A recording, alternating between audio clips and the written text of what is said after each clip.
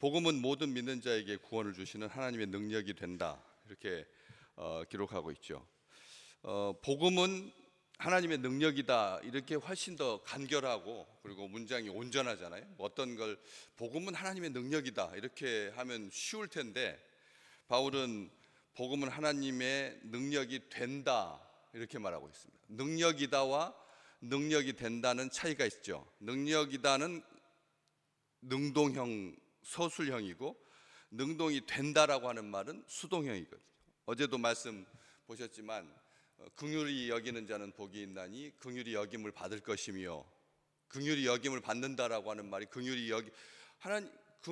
하나님께서 너희에게 긍휼을 베풀어 주실 것이다, 긍휼히 여겨 주실 것이다 이렇게 하지 아니하고 긍휼히 여김을 받는 복에 대해서 말씀하셨습니다. 하나님이 우리에게 복을 주신다. 특별하게 긍휼히 여기는 자에게 하나님께서 복을 주시는데, 그 신적 수동태여 가지고 더 강조하는 거다. 그냥 하나님께서 긍휼히 여기는 자는 귀하게 여겨 주실 것이다, 긍휼히 여겨 주실 것이다 라고 하는 것도 굉장히 큰 은혜인데, 긍휼히 여기는 자에게 긍휼히 여김 받는 복을 주신다. 그러기 때문에 하나님께서 그 하나님이라고 하는 말이 가려져 있지만 그것은 하나님을 강조하는 거고, 그리고 그 긍휼히 여기는 자의 복이 얼마나 큰지 너희들이 날마다 사모하면서 살아야 되고, 그 긍휼 가운데 거해야 되고, 그 긍휼을 통해서 하나님의 긍휼하심을 받을 수 있다. 이 말씀을 어제 나눴던 것처럼 이 하나님의 능력이다 서술형으로 되어 있지 아니하고 하나님의 능력이 된다, 수동태로 되어 있는 것은 강조하는 겁니다. 다시 말하면 복음은 모든 믿는 자에게 구원을 주시는 하나님의 능력이 된다. 복음이 그렇게 강력할지라도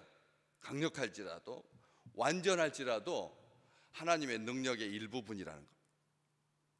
하나님이 복음만을 위해서 존재하시지 않는 거예요.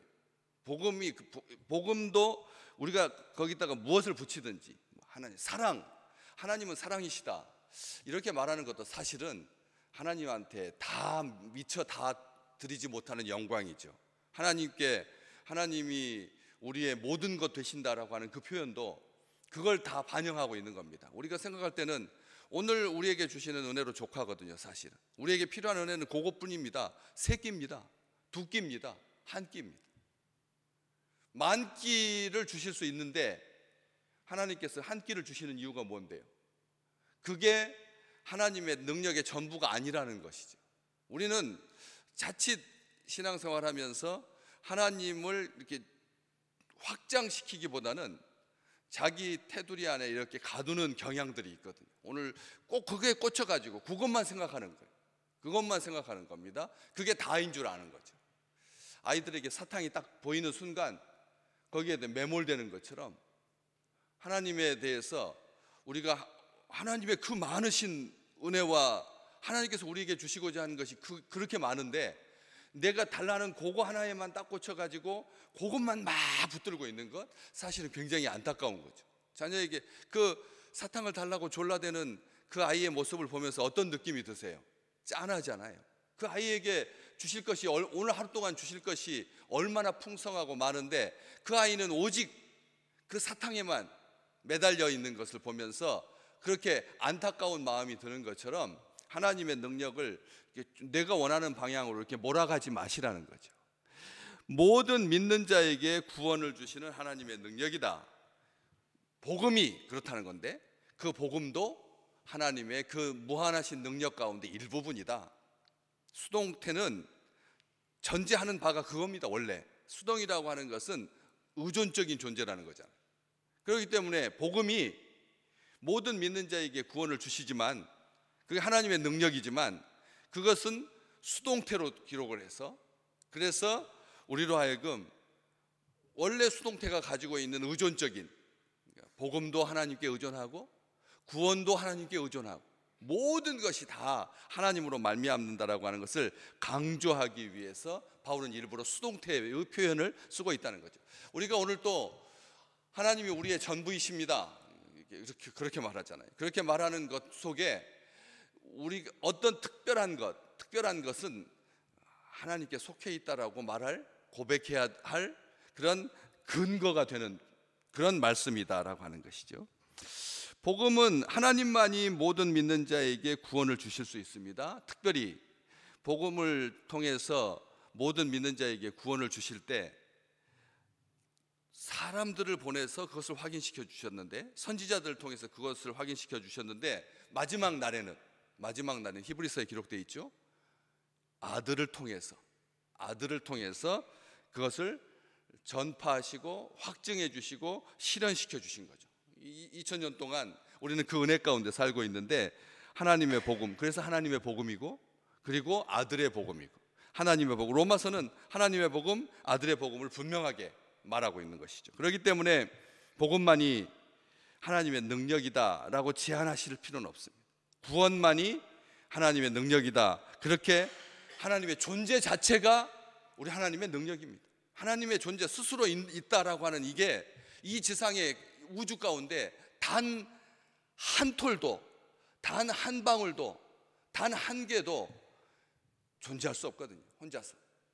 하나님이 살아계신다, 나는 스스로 있다라고 하는 그 표현 속에는 하나님의 그 완전하심이, 그 온전하심이 들어있는 말이라는 거죠. 그렇기 때문에 전능하신 하나님께서 모든 믿는 자에게 구원을 주시는 놀라운 은총이지만, 그럼에도 불구하고 그것이 하나님의 능력의 전부다라고 말하지 말라다라고 하는 것이죠. 또 하나는 복음은 모든 믿는 자에게 구원을 주시는 하나님의 능력이라고 되어 있습니다. 구원을 주신다라고 하는 표현은 오늘도 우리에게 구원을 주신다는 말씀입니다. 오늘 믿음의 식구들에게 오늘 구원은 무엇입니까?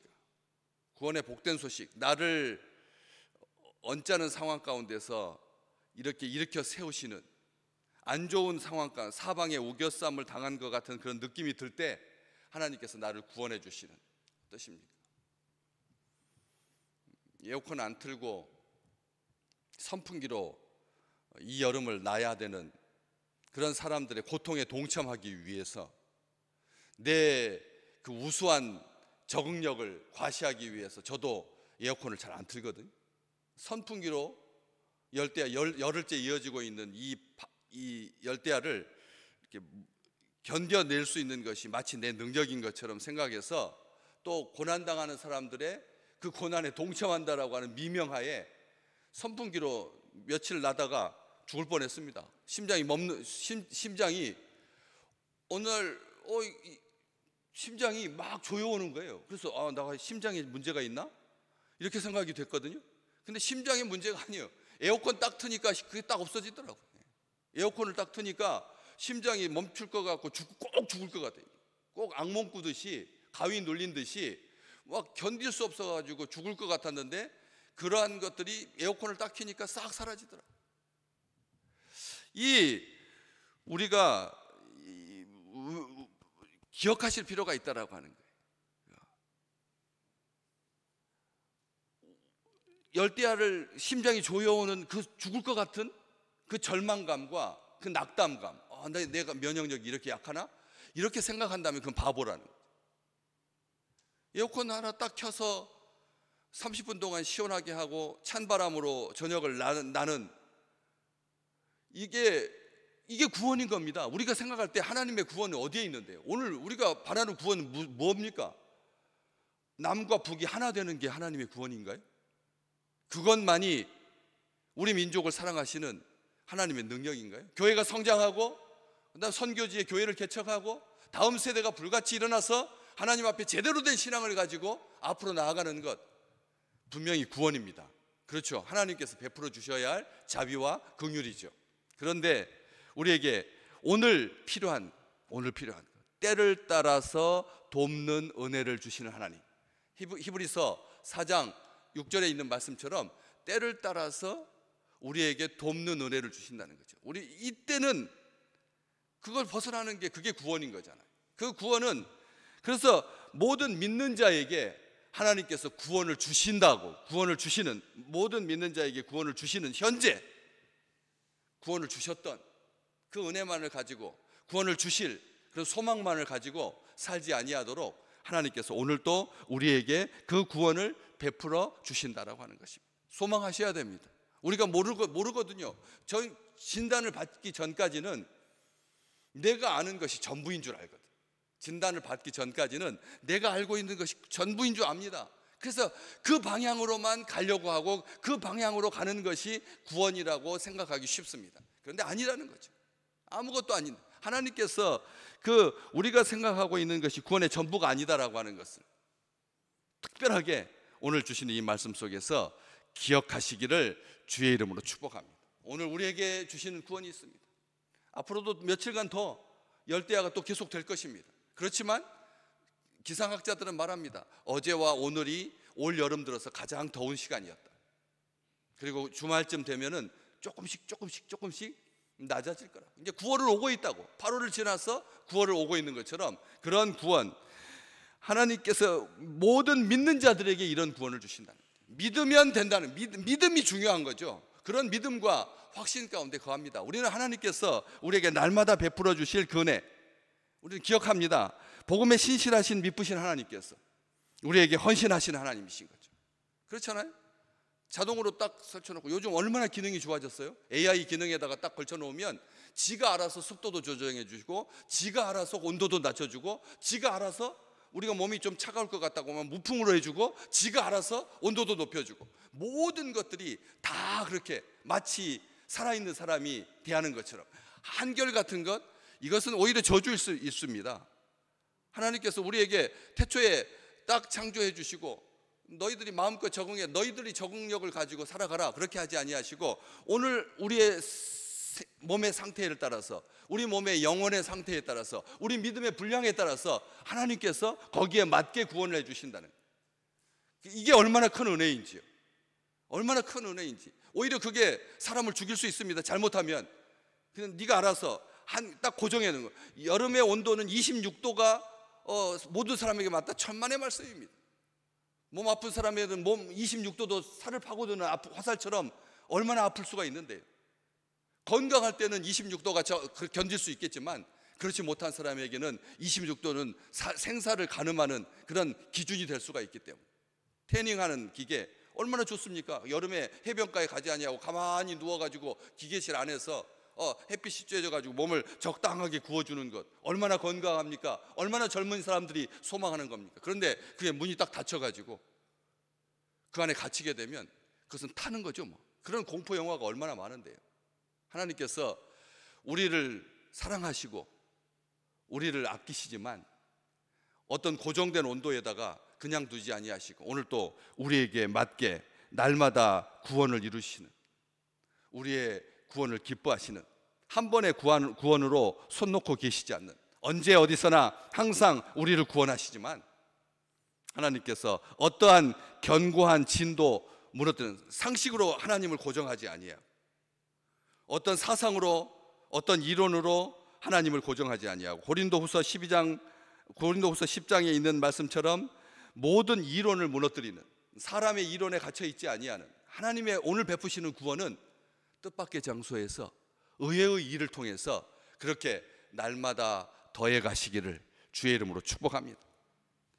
하나님을 아는 것을 대적하여 높아진 것을 다 무너뜨리고 모든 생각을 사로잡아서 그리스도에게 복종하게 하는 것이, 이게 하나님께서 우리에게 주시는 구원의 방편이고 구원의 능력이지, 어떤 것으로 딱 고정시켜 놓고 너희는 이 기준선에 의해서만 구원을 받을 수 있다 없다, 이게 결정된다면 한 사람도, 한 영혼도 오늘의 우리에게 주시는 구원을 누리지 못할 것이기 때문에 오늘 또 마음껏 하나님을 향해서 열려 있어서 우리에게 모든 믿는 자에게, 오늘 모든 믿는 식구들에게, 여기 하나님 앞에 전에 나와서 하나님의 말씀을 붙들고 하루를 시작하는 이 7월의 마지막 주간에 주실 그 모든 믿는 자에게 구원을 주시는, 한순간도 빠뜨리지 아니하고 매 순간 구원받아야 해요. 나이가 시간이 지날수록 한순간도 한때도 하나님의 도우심 없이는 살 수 없다라고 하는 것을 고백하는 자가 믿는 자이고, 우리는 연약합니다. 하나님께서 온전하십니다. 신실하신 하나님, 살아계신 하나님, 나를 사랑하시는 하나님 앞에 그렇게 나아가서 그렇게 구원을 주시는 은혜가 그 어떤 시간보다 풍성하게 임하시기를 진심으로 축복합니다.